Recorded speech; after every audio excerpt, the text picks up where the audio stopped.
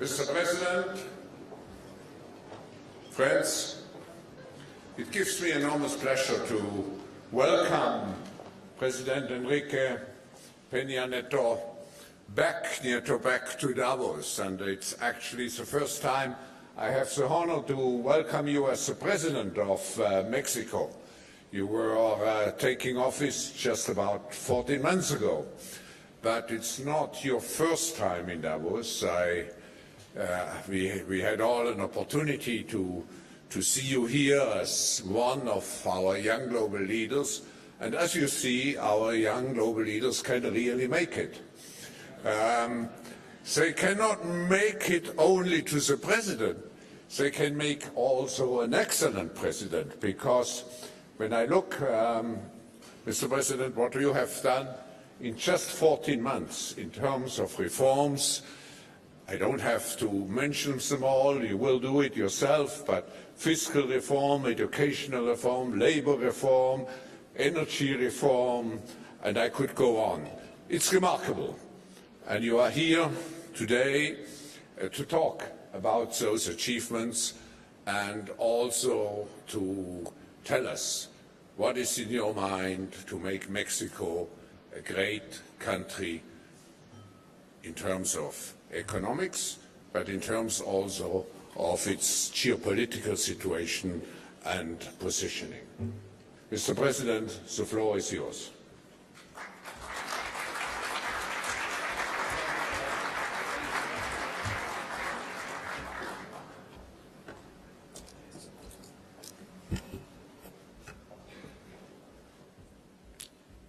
Thank you very much. If you allow me, I will speak in Spanish, feeling a little bit more comfortable if I do it that way. But I think for all of you that are attending this speech, and I really thank you, there is an opportunity of following my speech with simultaneous translation.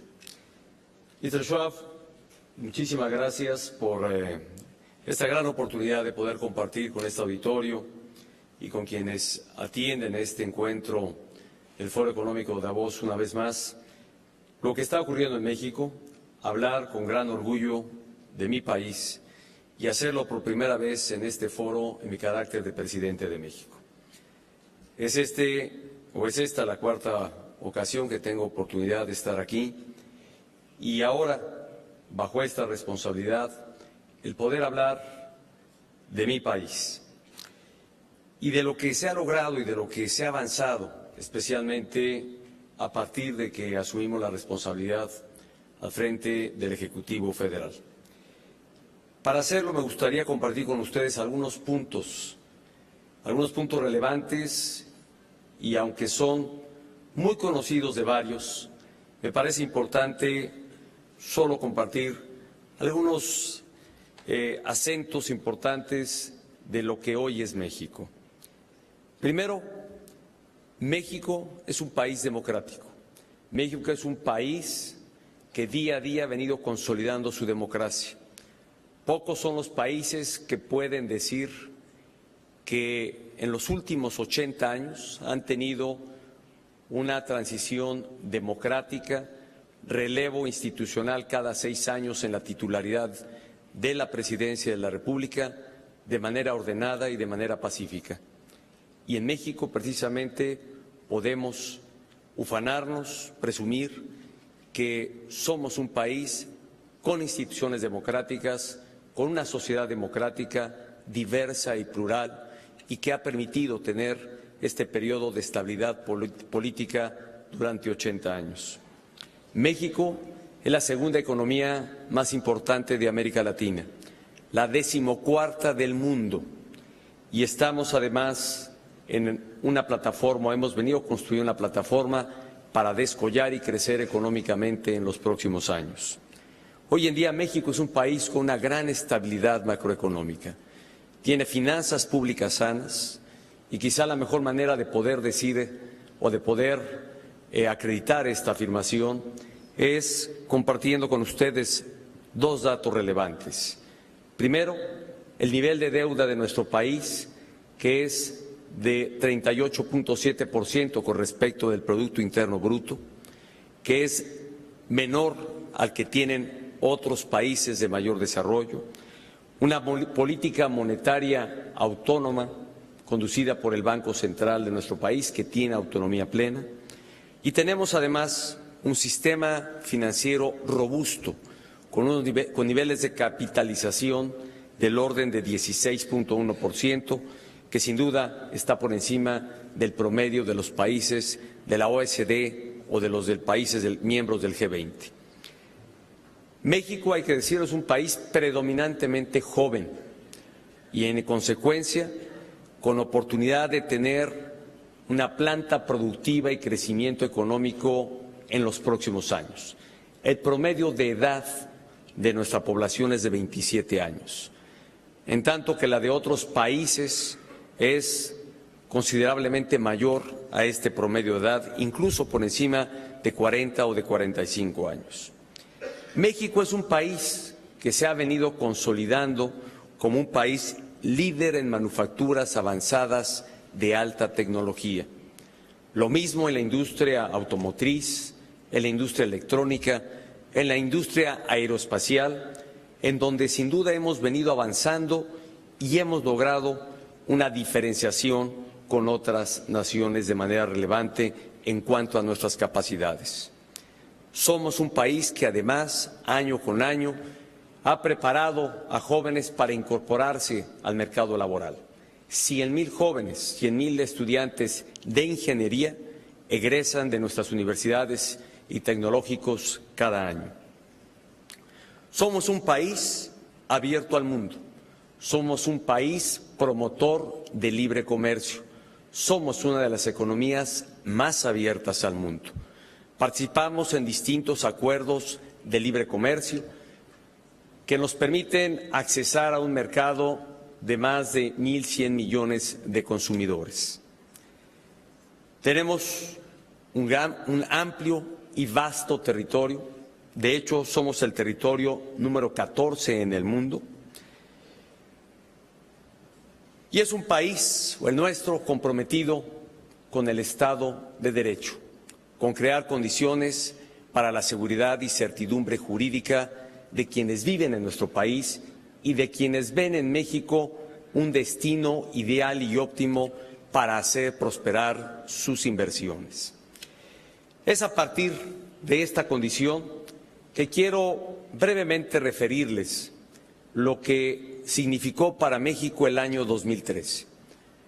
2013, que fue prácticamente el primer año de gestión de esta administración, con claridad de objetivos, definimos una agenda de trabajo que implicara la transformación y el cambio estructural para nuestro país.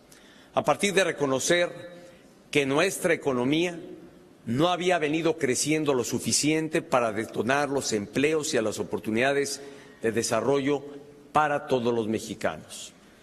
El promedio de crecimiento de los últimos 30 años anteriores es apenas de 2.4%, insuficiente para abrir mayores oportunidades para los jóvenes de nuestro país.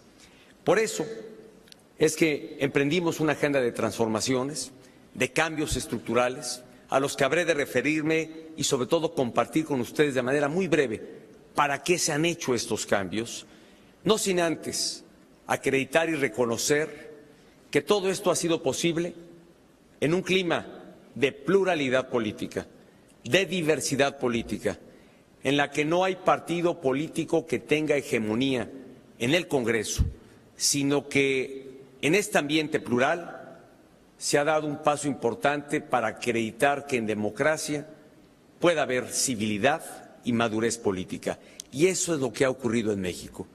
Las fuerzas políticas, las más relevantes de nuestro país, no obstante las naturales diferencias que pueden tener entre sí, y el Gobierno de la República, logramos establecer un consenso sobre lo que era necesario cambiar y transformar, respetando las ópticas de cada quien, pero buscando los espacios de encuentro con unos y con otros para favorecer realmente a los cambios estructurales.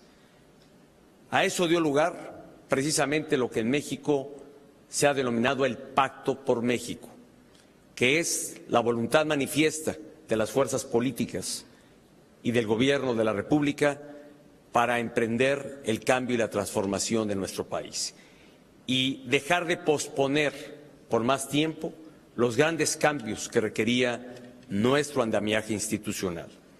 ¿Qué ocurrió en 2013? Déjeme referir varias de las reformas que ya tuvieron lugar y que fueron reformas de carácter constitucional. Durante la transición, una reforma laboral para flexibilizar el mercado, para facilitar la incorporación de jóvenes y mujeres al mercado laboral. Una reforma en materia educativa, que fue la primera que encontró mayor consenso para asegurar no solo la cobertura educativa que el país demanda y que hoy en el nivel básico de educación es amplia y suficiente, pero que hoy nuestra atención se centra en la calidad de la educación, en asegurar que los jóvenes, los niños, el día de hoy reciban las herramientas necesarias para incorporarse a un mundo cada vez más exigente y demandante de mayores habilidades y capacidades para incorporarse a la vida productiva. Una reforma en materia de telecomunicaciones, un sector en el que buscamos ampliar la oferta de productos, servicios en radiodifusión, en telecomunicaciones, para realmente favorecer la productividad y competitividad del país. Una reforma en materia de competencia económica para inhibir las prácticas monopólicas y, sobre todo, favorecer una mayor competencia entre los agentes económicos que permitan a la ciudadanía, que permitan a los mexicanos tener a disposición y en oferta productos y servicios que compitan en calidad y en precio. Una reforma financiera que la quiero distinguir de lo que fue una reforma fiscal.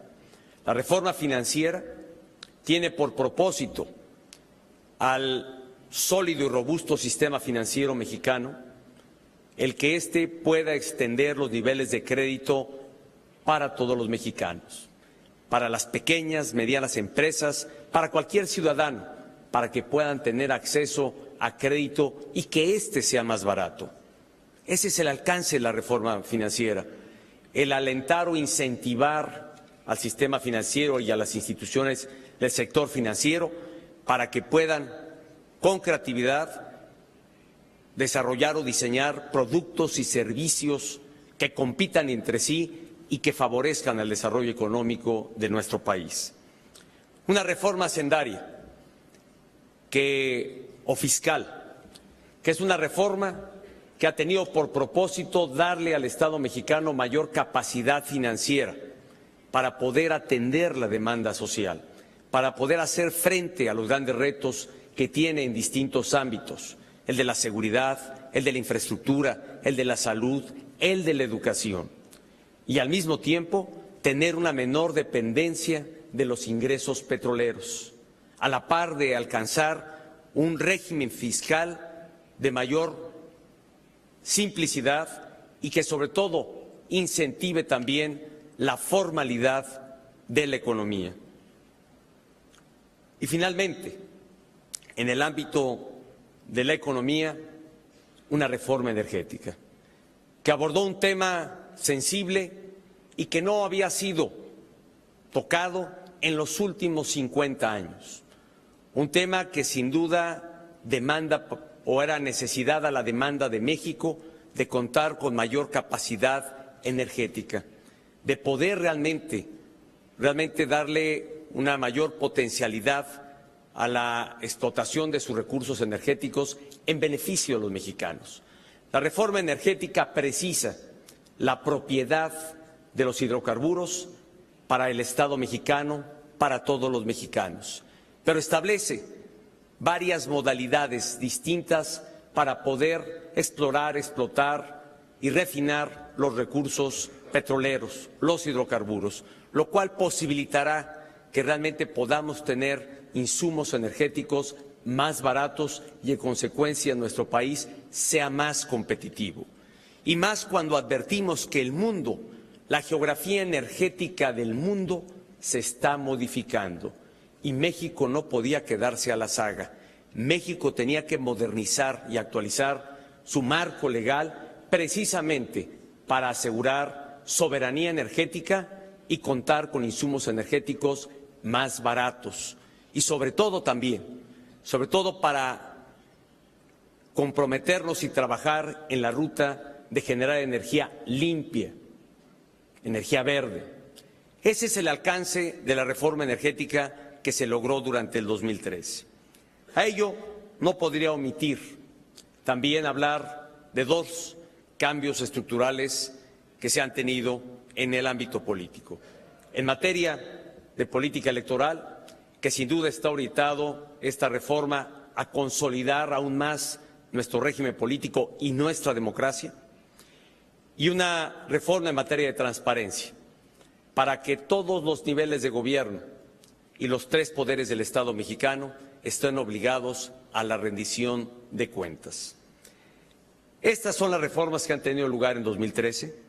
Este es el cambio estructural que se ha logrado durante 2013 y ahora 2014 espera para México la instrumentación de varias de las acciones o varias de las necesidades que derivan de las propias reformas estructurales y que deberán instrumentarse. Deberán tener lugar precisamente para que los mexicanos les puedan deparar beneficios, mejores servicios y mayores prestaciones.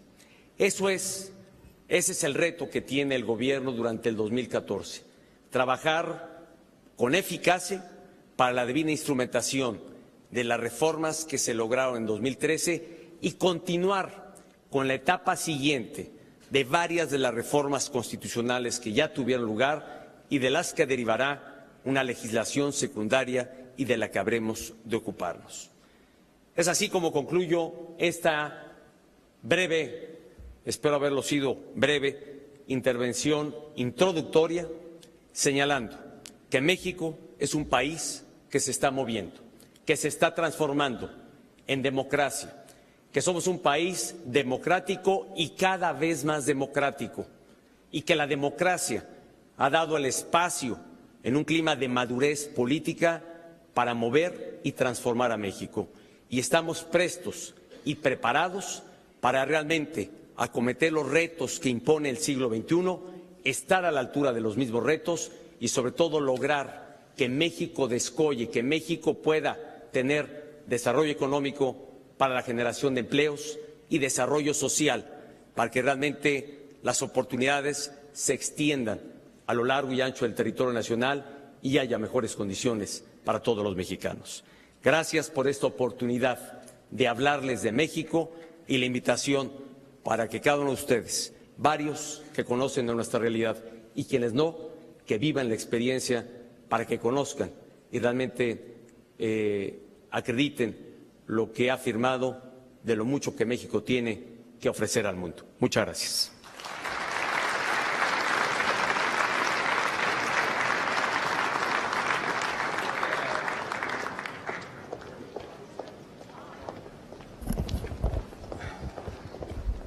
President, thank you. You just mentioned at the end the secondary wave of legislations. Could you just enumerate to us for us the three key priorities in this respect? Gracias, señor Schwab. Las reformas que he mencionado han sido fundamentalmente de carácter constitucional, de las que evidentemente deriva toda una legislación secundaria en materia de telecomunicaciones, en materia de competencia económica, en materia energética. Déjeme poner un ejemplo a esto que refiero. La reforma energética llevará a que se tenga ahora un órgano regulador de energía, a que se instrumente lo necesario para realmente poder llevar a cabo los primeros proyectos con la participación del sector privado, lo cual tendrá que darse seguramente hacia finales de este año. El cambiar el régimen corporativo de la empresa paraestatal de Pemex para hacerla mucho más productiva y más competitiva y evidentemente en capacidad de poder competir y de poder desarrollar su mandato y su capacidad de manera más eficiente. Son de los ajustes, son parte de las reformas de carácter secundario que deberán llevarse a cabo en este año y pues el próximo mes de febrero iniciará un nuevo periodo legislativo en el que sin duda tendrá lugar la atención a varias de estas reformas y a la consecuente legislación secundaria en la que se tiene que trabajar. Mr. President, despite all those good news which you shared with us and the reform process, Mexico still faces negative media reports related to the security and drug situation in your country. In this respect, what are your plans? How can we remove this burden from Mexico? Gracias, señor Schwab, por hacer la pregunta, porque no puedo ser omiso a un tema que sin duda nos ha señalado y nos ha marcado realmente la proyección que México ha tenido en los últimos años, que es el tema de la inseguridad, que además, dicho sea de paso, no es privativo de México, es privativo de una región que enfrenta grandes retos en materia de seguridad, y me refiero a toda la región de América Latina. Los niveles de inseguridad que varios países enfrentan en esta región cada vez se han venido acentuando y México tiene sus propios retos y sus propios desafíos. Y he señalado desde el inicio de mi gobierno la prioridad que tiene para mi administración el recuperar para los mexicanos el México de paz y de tranquilidad. Hemos puesto en marcha una estrategia que tiene varios componentes y solo me permito referirme a la necesidad de contar con un nuevo sistema o una nueva instituciones policíacas mucho más profesionales, con mejor equipamiento y que respondan a un mando único.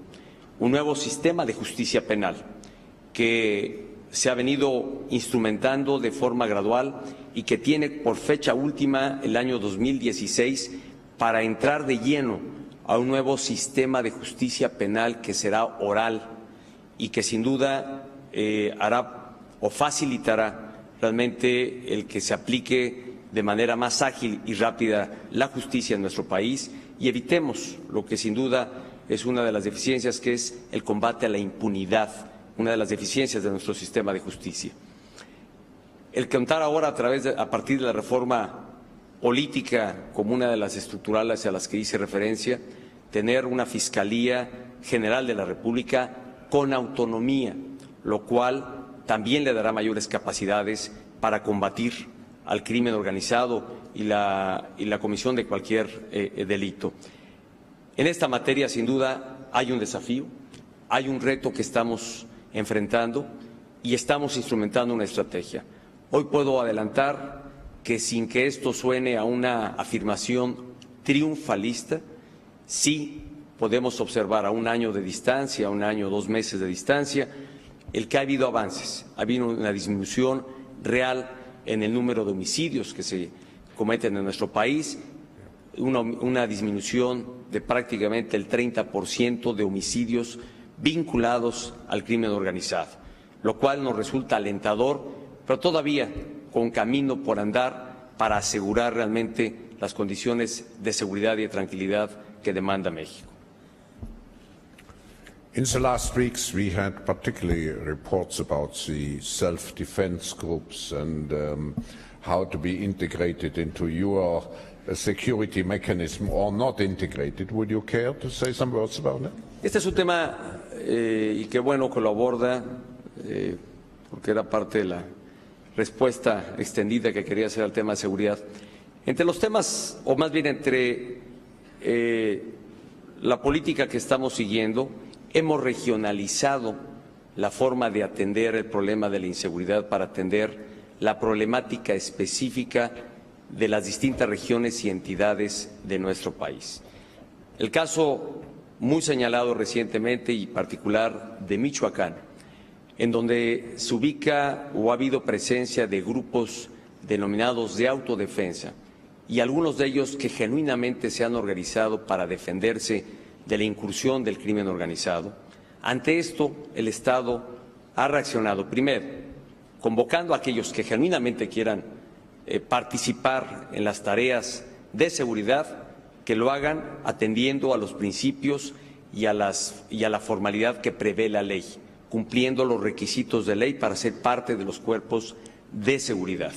Y por otro lado, el gobierno federal ha entrado de lleno a los municipios del estado de Michoacán en donde hay debilidad institucional, donde los cuerpos de seguridad pública municipales estaban debilitados o algunos cooptados por el crimen organizado. Hoy, en esos municipios, el gobierno federal se ha hecho cargo de la seguridad pública en esos municipios, en tanto trabajamos en la creación de nuevos cuerpos policiales con capacidad y profesionalismo que puedan prestar este servicio.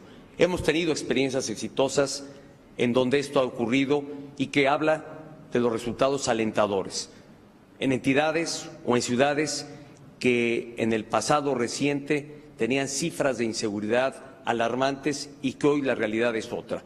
Caso de Ciudad Juárez en Chihuahua, caso de Monterrey en Nuevo León, por citar algunas ciudades conocidas de varios, en donde evidentemente ha habido una sensible disminución de los niveles de violencia y una mayor profesionalización de las policías que prestan servicios para la seguridad de los ciudadanos de estos lugares. Esto es lo que estamos haciendo en Michoacán y es parte de la estrategia focalizada, dedicada precisamente a asegurar condiciones de tranquilidad y de paz para todos los mexicanos. Mr. President, you were very successful in creating the Pact for Mexico and to push those reforms. Now, what, if you would summarize, because your learnings may be applicable to other countries, if you would have to give 3 advices, learnings out of your own experience, what would those be? Yo creo que cada país enfrenta sus propias condiciones y a partir de ahí sus propios retos. Yo creo que la experiencia de México merece ser compartida y de ahí cada quien podrá normar definiciones y criterios. México, como ya lo señalaba, es un país que se ha consolidado democráticamente, con gran estabilidad política y social en los últimos 80 años y que en el marco de esta pluralidad ha logrado un espacio de acuerdo y de diálogo gracias a la madurez y civilidad de las distintas fuerzas políticas, que fueron convocados y que todos fueron protagonistas de lo que explicaba a su momento fue el Pacto por México o ha sido el Pacto por México. Este acuerdo, este pacto, precisamente ha sido el espacio no para la negociación, sino de diálogo, de un diálogo permanente, de un diálogo constante que nos permitió definir una agenda de lo que advertimos el país necesita y sobre esa agenda se ha venido trabajando. Esta es la experiencia de México y que espero pueda inspirar y pueda generar referentes sobre las necesidades de hacer ajustes estructurales para atender los retos y desafíos de un nuevo siglo. Yo podría sintetizar, México es un país que hoy está en movimiento.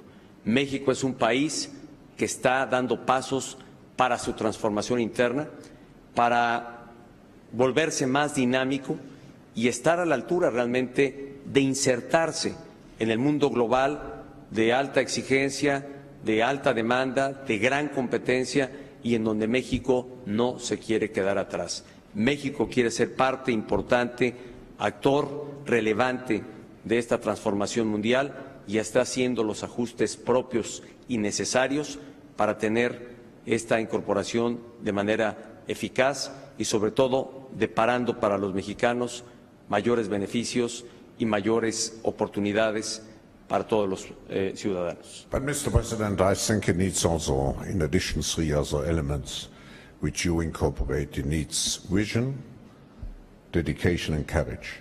Thank you very much for joining us and we are looking forward to welcome you back to hear about further progress. Thank you. Muchas gracias, señor Shafi, muchas gracias al auditorio por la oportunidad de compartirles y hablarles de México. Buenas tardes.